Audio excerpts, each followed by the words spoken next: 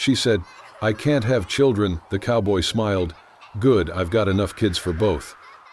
Wyoming, 1886.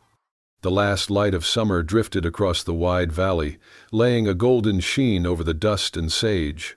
The wind carried the dry scent of horses and hay, whispering through the fences that ringed the Bennett Ranch. Out on the edge of town, people spoke softly about this place.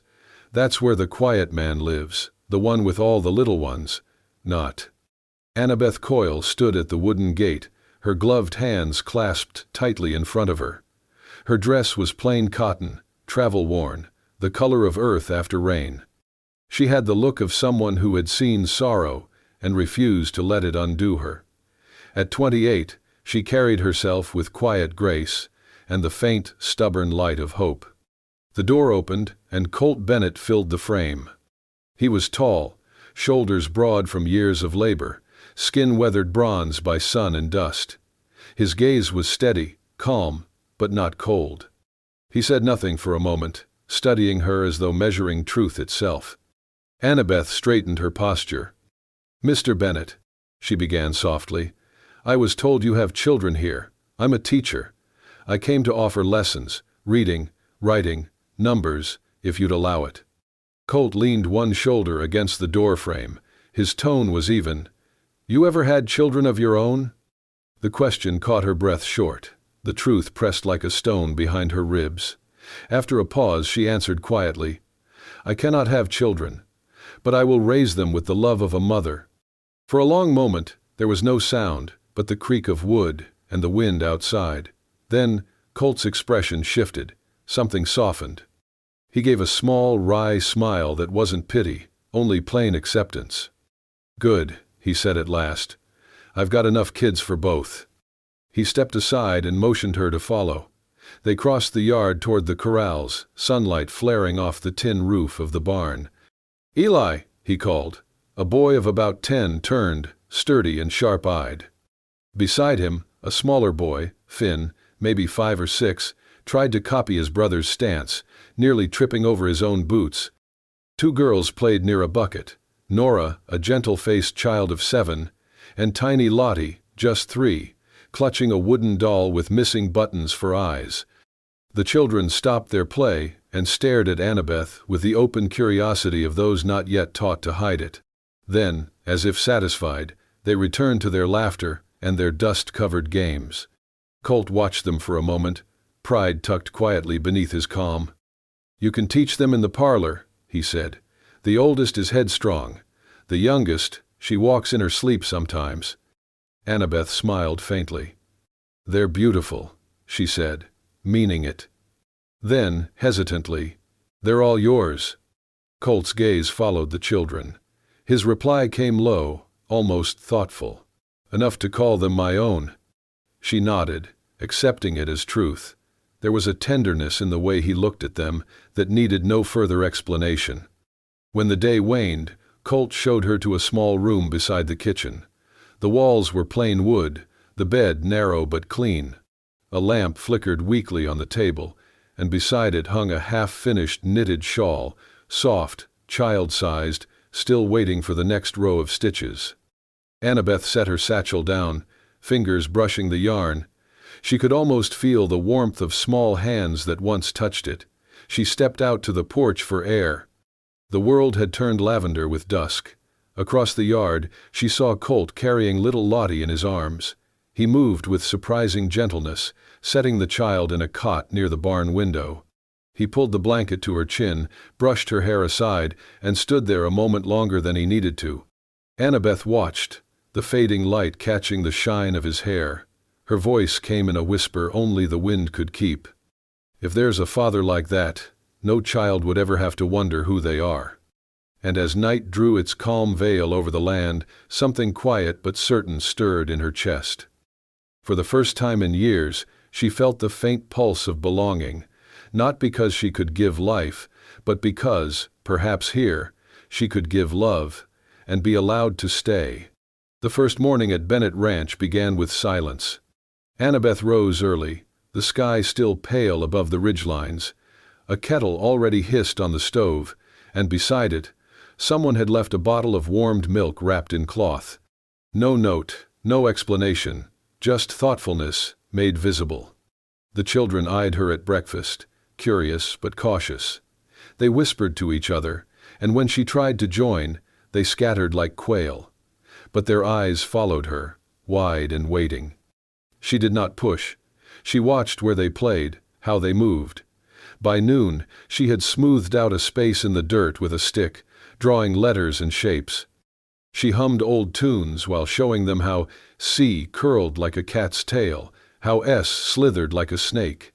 By the second afternoon, they started sitting nearby. By the third, they were tracing letters with their own fingers. Colt never commented, but he passed through the parlor each day, nodding once when he saw them sitting still.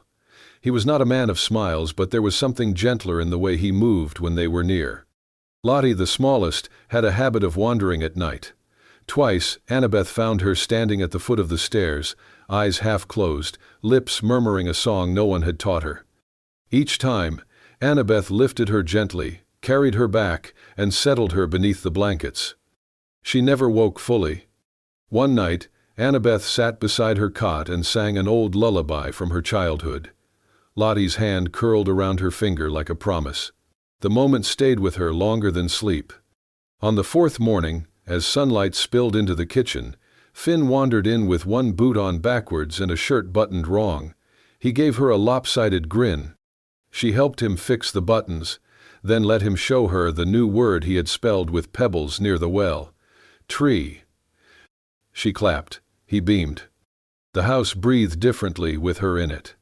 She learned to read their rhythms, how Nora twirled her braid when nervous, how Eli lingered at the edge of every conversation like a shadow waiting to speak, how they looked to Colt when unsure, and how he answered more with nods than words. One afternoon she found herself scrubbing tin plates by the pump. The children were down by the stream, skipping rocks. She turned toward the porch and stopped. Colt was sitting near the door with a needle in hand, his fingers thick and clumsy over a torn sleeve. The shirt belonged to Finn. She recognized the green checked pattern. He pricked his thumb, muttered, then tried again. She said nothing, just watched. He looked up once, caught her eyes, then glanced down again. "He likes this one," he murmured. She nodded. "It suits him." He did not smile, but he kept sewing. Later that night, after the children had gone to bed, Annabeth stepped outside to clear her head. The moon hung low, soft over the hills. She heard Colt's boots behind her. "You're good with them," he said. She looked out toward the barn. "They make it easy." He folded his arms. "Not always." Annabeth glanced back toward the house, where 4 small lives slept safely. She whispered, "No, not always, but worth it." He nodded once. That was all. Inside, the fire crackled low, and the shawl by her bed waited, still unfinished.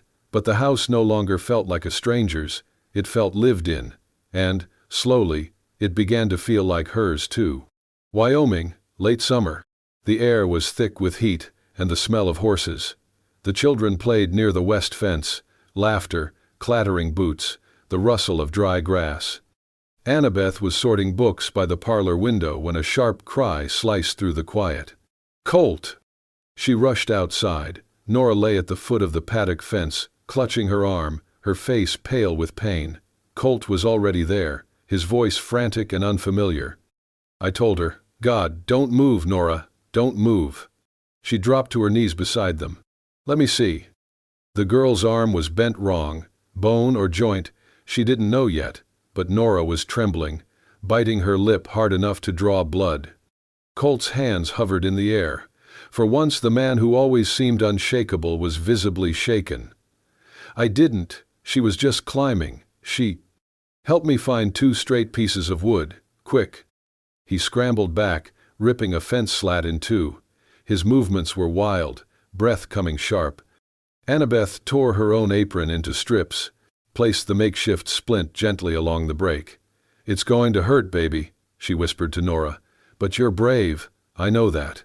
The girl nodded through her tears. Annabeth tied the splint tight and even, wiped Nora's forehead with her sleeve, and looked up. Colt had fallen silent, kneeling across from her. His eyes didn't leave Nora, but they were full of something else too: grief, guilt, awe. "I've never seen someone who's not a mother," he said, voice low. "Be so much like one." She looked at him but said nothing. Nora whimpered. Annabeth kissed her brow. "The worst part's over. Let's get you inside, sweetheart." Colt carried her, cradled in his arms like something precious and breakable. Annabeth followed, gathering the strips of cloth and what was left of her composure. They laid Nora in the spare bed. Annabeth cooled her with a damp cloth, made a tonic for the pain, stroked her hair until sleep took over. Colt stood in the doorway the whole time, silent, still. Later that night, long after the children had gone quiet, Annabeth sat alone in her room. She opened a small box wrapped in linen. Inside, a child's silk ribbon, frayed at the edges, stitched with one name: Clara. She touched it with gentle fingers, but for the first time in years, no tears came. Only a smile, small, aching, and real. The weeks passed quietly, filled with letters traced in chalk, berry-stained fingers, and the rough hum of Colt's boots crossing the porch. The children had folded Annabeth into their lives as though she had always been there. She mended torn hems, patched scraped knees, braided hair, and drew letters in the dirt with a stick, while Nora read aloud, and Finn sang off-key beside her. Colt gave her the kitchen without question, and when a decision was needed, whether to sell the sorrel mare or keep it another month, he looked to her first. There were still few words between them, but what remained unsaid had begun to matter just as much as what was. Then one morning, the sound of a second horse broke the rhythm of daily life. A man in a dark coat rode into the yard. His boots hit the earth with practiced authority, and he produced a folded set of papers from his saddlebag before removing his hat. His voice was clipped, formal. "Mr. Bennett, I'm here on behalf of the Territory Welfare Office." Colt stepped forward, nodding once. "You're a bit far out from the courthouse, aren't you?" "There's been a complaint," the man replied. "You've got 4 minors residing here. According to county records, none bear your name nor share your blood." Annabeth stepped onto the porch, heart pounding. The man continued, "You're not recognized as a legal guardian. There's concern this property doesn't meet the qualifications for lawful care. In 10 days' time, we're required to relocate the children to the Cheyenne orphanage." Colt's jaw clenched. He said nothing, only folded the notice slowly in his hands. Annabeth's voice broke through the silence. "There must be a mistake. These children—" The man shook his head. "Ma'am, I don't make the rules. I just carry them." When he rode off, dust trailing behind like smoke, the yard felt hollow. That night, Annabeth found Colt sitting alone on the porch, the children already tucked in. He sat unmoving, gaze fixed on the stars. She sank into the seat beside him. The quiet stretched long, then he spoke. "I'm not their father. Not by blood. Eli, I found wandering after a barn fire. Nora was left at a church doorstep. Finn, his mother, died in the epidemic last spring. Lottie's father was hanged for horse theft. She was barely 2 months old." He paused, voice roughened by something deeper than dust. "I can't make a family the way others do, but I saw 4 kids with nowhere to go and figured I could be a place to land." Annabeth reached over, laid her hand over his. "You became that, more than most men ever try." He turned to her, eyes unreadable. "They'll take them, won't they?" "No," she said simply, "not if I have anything to say about it." Inside the house, the tension crept into the children's bones. They watched the adults with wide eyes, whispering in corners. One evening, Finn looked up from his half-finished drawing and asked, "Are we going to be sent away?" Annabeth knelt beside him, brushing his hair back. "No one's sending you anywhere, sweetheart. But that man said we don't belong here." She took a breath, steady. "Sometimes the people with the loudest papers don't know a thing about families, and sometimes we have to remind them." In the nights that followed, she lay awake listening to the wind rattle the eaves. The home that had once felt so safe now felt like it sat atop a threadbare rope bridge, swaying under forces beyond their control. But even as fear curled its fingers around her ribs, she began to write, to neighbors, to the preacher, to anyone who had once sat in her clinic or shared a story on the church steps. And quietly, word began to spread. Inside the house, nothing changed. Lottie still sleepwalked, and Colt still left the kettle on the stove before dawn. But between them all was something more now, not just love, but the kind forged when everything is at risk, and still, they choose to stay. Annabeth had come to teach. But now, she fought to keep the very thing she never thought she'd find again, a place to belong. The storm rolled in like a living thing, low thunder crawling across the valley, wind tugging hard at the eaves of the house. Annabeth had lit every lantern she could find, their trembling flames casting long shadows across the walls. In the parlor, Lottie lay curled against Annabeth's chest, her skin burning, her breath shallow. She whimpered in half-sleep, one hand clutching the collar of Annabeth's dress. Colt stood in the doorway, silent as always, but there was something different in the way he held himself, rigid, bracing. His eyes never left the little girl's face. Annabeth looked up, her fevers rising, fast. He nodded once. "I can ride." Her voice cracked. "Colt, the river's near over. A freight wagon was swept clean off that bridge just last week." "I know," he said. His voice was calm, but underneath it was iron. "But I know where the doctor keeps a spare kit. If I do not bring back help tonight—" "You'll drown," she said, rising halfway, her arms still around Lottie. "Or worse. You'll get there, and the storm will cut you off from coming back." Colt moved closer. He knelt by the hearth, rested one calloused hand on Lottie's small back, the other on Annabeth's shoulder. "You can take care of all four better than I ever could," he said quietly. "But this is the part that is mine to do." Annabeth didn't speak. She couldn't. Her hand found his, squeezed it hard. The wind howled against the window pane. Then he was up, pulling on his coat, tying the oilskin tight under his chin. He grabbed the reins of the strongest gelding, threw the saddle without a word, and disappeared into the rain with only the dim glow of lantern light to see him off. Inside, time slowed to a terrible crawl. Annabeth laid Lottie back down, sponging her skin with ginger water, whispering songs into the crook of her neck. The other children hovered nearby, Eli pacing, Finn sitting motionless on the stairs, Nora biting her thumbnail until it bled. At one point Finn asked, barely audible over the rain, "Is Pa coming back?" Annabeth's heart twisted. She gathered him into her free arm, held him close. "If it's for one of you," she whispered, "he would ride through anything." Minutes passed like hours. Thunder growled low in the belly of the sky. Lottie's limbs twitched, her lips moved, calling Annabeth's name without sound. Then, hoofbeats. Faint, then louder. Not just one set, two. Annabeth rushed to the door, threw it open into the storm, and there he was, Colt, drenched and pale, mud up to his knees, water streaming from his coat. He was leading a second horse. The doctor rode behind, clinging to his saddle with one hand, his satchel in the other. Colt nearly collapsed in the doorway. Annabeth caught him by the arm. "I got him," he managed, breath-ragged. "Got the kit, too." She nodded, already guiding the doctor inside. By morning, Lottie's fever had broken. She lay wrapped in blankets, her lashes heavy but her color returning. The house was quiet but filled with the kind of stillness that follows calamity, the hush of relief. Colt sat slumped in the corner chair, boots still wet, coat half off, fast asleep with one hand draped across his lap. Annabeth stood in the doorway and watched him for a long moment. The door knocked just after sunrise. Two men from the county stood there, hats in hand, boots clean. One held a sealed envelope. "We've received confirmation," the man said. "Your petition's been reviewed. Community testimony came in strong. And the letter," he paused, glancing at Annabeth. "From Miss Coyle, that sealed it."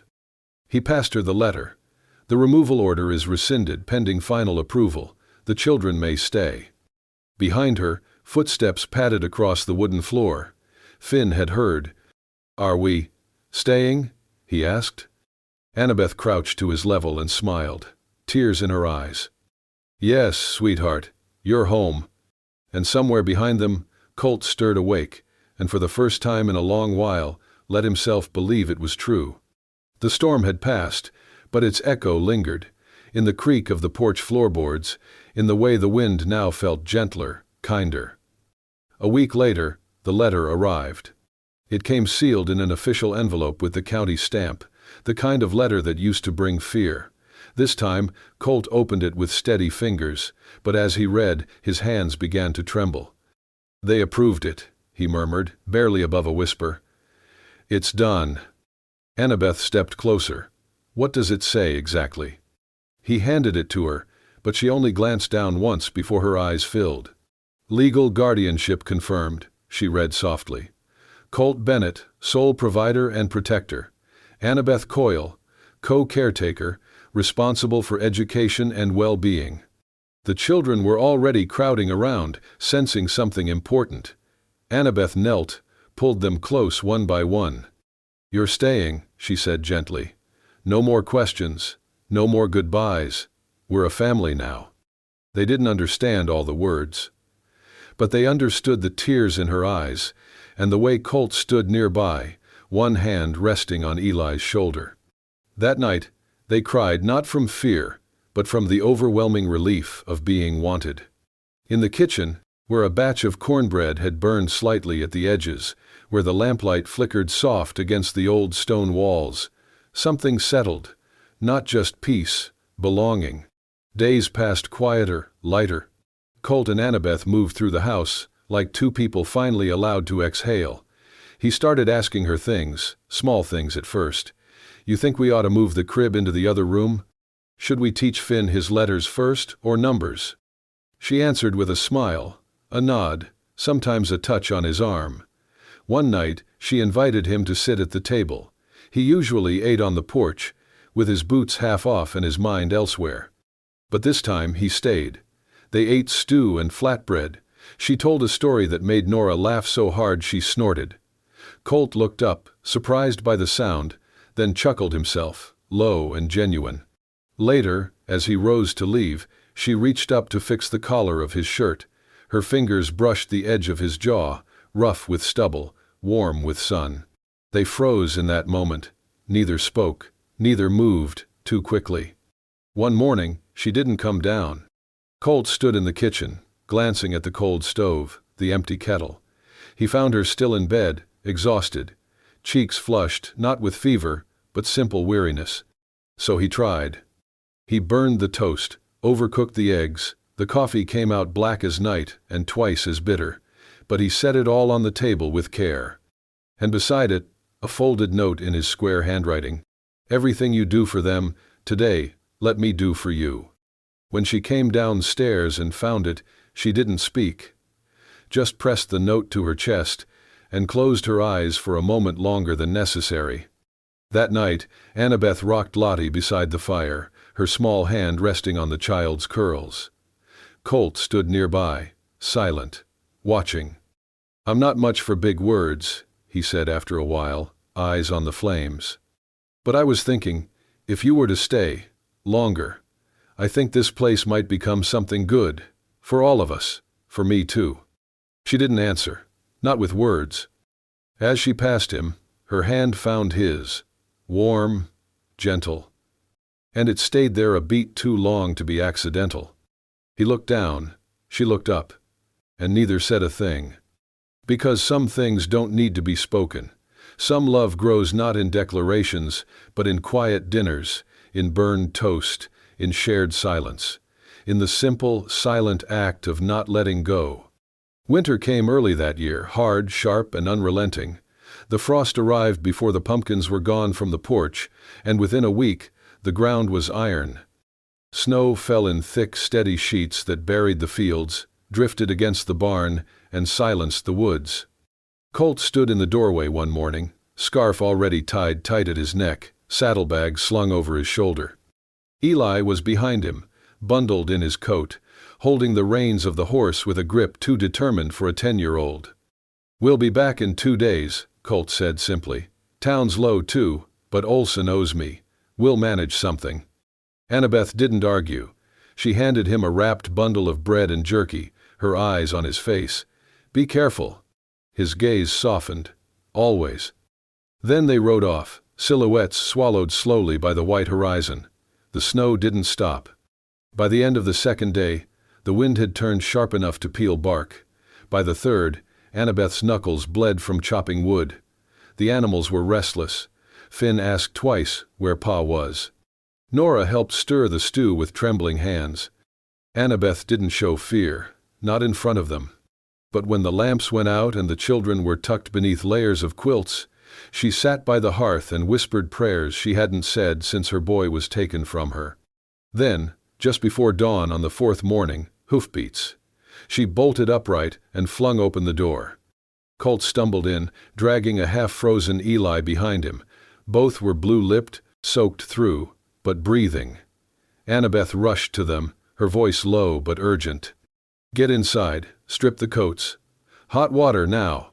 She wrapped them in wool, forced broth between their lips, rubbed warmth back into stiff fingers.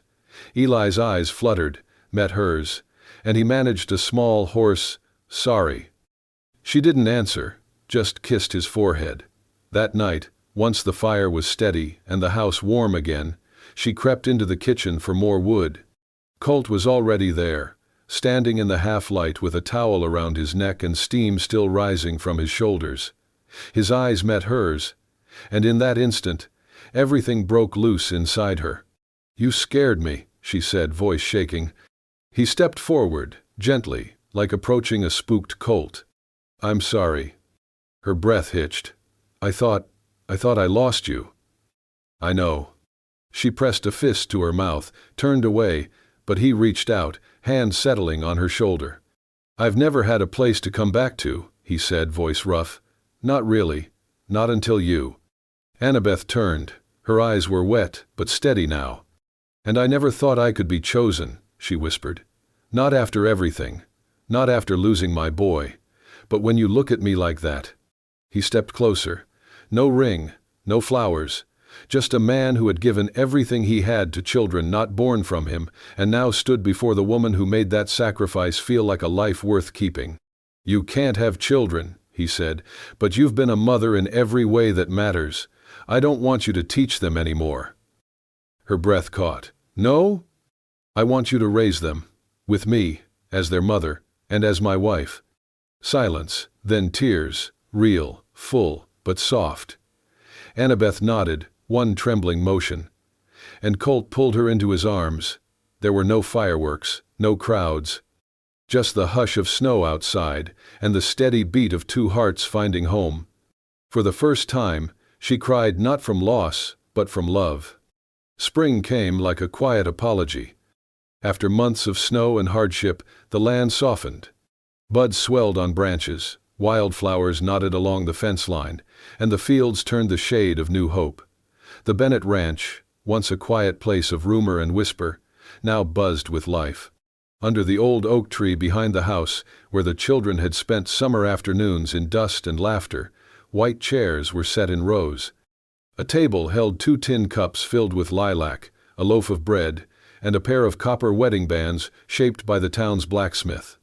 Annabeth stood at the edge of the clearing, her dress cream white, simple, hem grazing the grass. Her hair was pinned back, but a few loose strands caught the breeze. Nora tucked a wildflower into her sash, while Lottie, in a crown of daisies, held tight to her hand. Eli and Finn flanked her, solemn-faced, each holding one of her hands as they walked her down the makeshift aisle. At the front stood Colt. He wore a vest that had clearly been pressed and repurposed for the day. His hair was combed, boots shined, and yet nothing could outshine the light in his eyes. The crowd was small, neighbors, the preacher, folks from town who had once vouched for this odd little family. Some brought pies. Others brought tears. When the time came for vows, Colt took Annabeth's hands. "I can't promise you riches," he said, voice low but sure. "But I promise you this, every morning you wake, you'll know you're needed here. Wanted. Loved." Annabeth didn't speak for a long moment. Her lips trembled, but her smile held steady, and that was answer enough. In the weeks that followed, the ranch changed, not because of what was added, but because of what was shared. Annabeth began teaching local children beneath the oak tree, chalkboard propped between two barrels. Mothers from town brought their sons and daughters, leaving baskets of eggs or soap in thanks. Colt repaired saddles for neighbors, traded horses for seed, and welcomed every lost dog and runaway goat that wandered their way. The children, no longer just children, but sons and daughters, grew under the kind of love that didn't shout, only stayed. One golden afternoon, Annabeth sat on the porch, book in hand. Lottie napped nearby with a doll curled to her chest. Finn and Nora rolled marbles across the wooden boards. In the distance, Eli was helping Colt mend a broken bridle, fingers dark with oil, voices quiet and easy. Annabeth watched them all and whispered to herself, "I used to think my life had ended. Turns out, it was just waiting to begin again. With him." Colt glanced up, not having heard her words but sensing her gaze. Without looking away from the leather strap in his hands, he murmured, "You're not just their mother, Annabeth. You're the mother of this whole home." She blinked back the sudden rush of tears and said nothing, because sometimes love didn't need declaring anymore. It just needed living. The wind swept gently across the hills. Laughter echoed in the yard. Someone whooped, a chicken squawked, a kite lifted into the sky. Family was never about blood. It was about who showed up, who stayed, who held your hand in storms and rode out into them if needed. And on that porch, with spring thick in the air, and love settled deep in the bones of a once broken woman and a quiet man with too many children and more heart than most, they lived and loved forever. "Thank you for riding with us through the heartfelt journey of," she said, "I can't have children." The cowboy smiled. "Good, I've got enough kids for both." If this story touched your heart, if you believe that love doesn't require blood to make a family, only the courage to care and the will to stay, then don't forget to hit that hype button, subscribe to the Wild West Love Stories channel, and share this video with someone who needs a little reminder that home is built with love, not walls. We've got more tender, powerful cowboy romances coming your way. True stories of grit, healing, and second chances under wide-open skies. Until then, ride gently, love deeply, and remember, sometimes the wildest frontiers are the ones inside the heart.